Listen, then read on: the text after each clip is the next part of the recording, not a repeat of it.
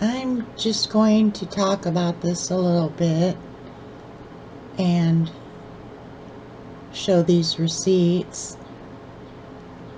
I've mentioned that I'm on permanent medication from what happened in 2017, but I haven't really explained it in detail. Psychosis is losing touch with reality. I was deeply entangled in a deep dark web. That's what it felt like. At the bottom of a pit, and I couldn't escape. Along with that was depression. It's as if someone triggered a DNA depth of the base of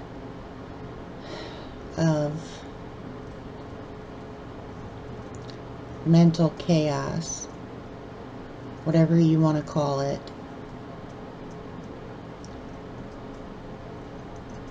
The lack of exercise, of course, is I've now isolated myself mostly to a safe bubble in my home at my desk.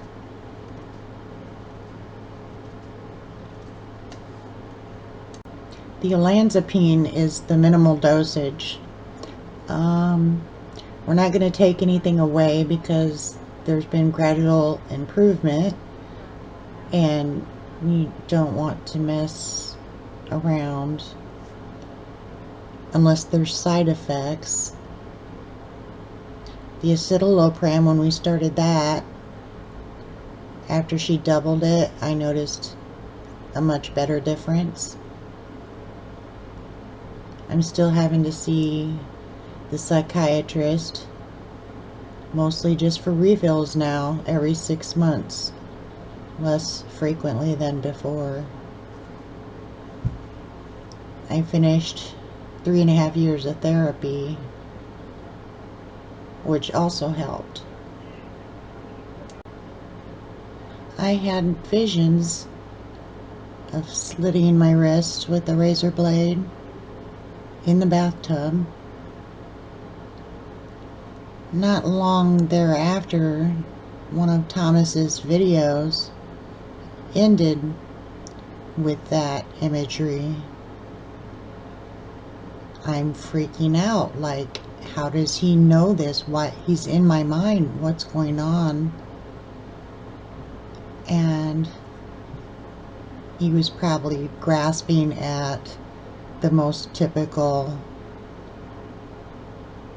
way out that might come up, hoping to trigger that effect and compound it, because then I got more visions of the same and thoughts like, am I supposed to do this? That's as far as I can go down there in that suicidal hole without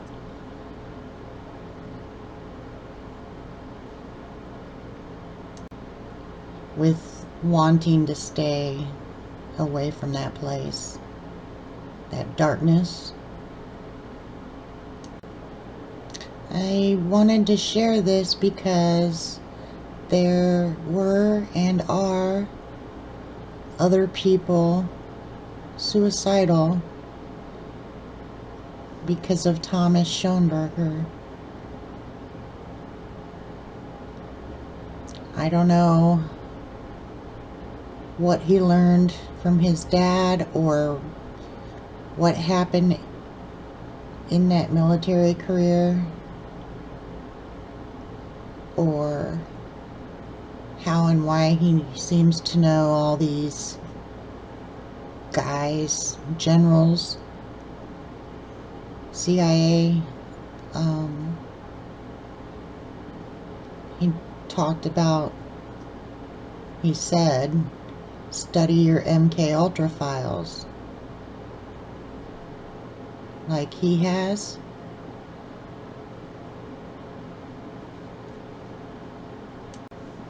He's admitted to using frequency in his music to achieve hypnotic effects.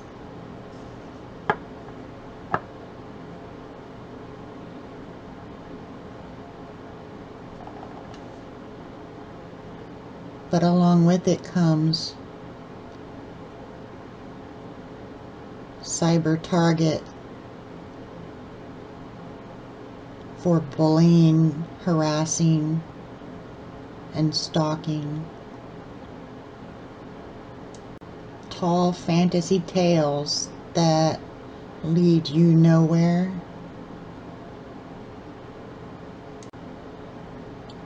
Except to hell. What I do with my music, having studied neuroscience for decades, is where the fight or flight, the instant response, that primitive hunter in all of us.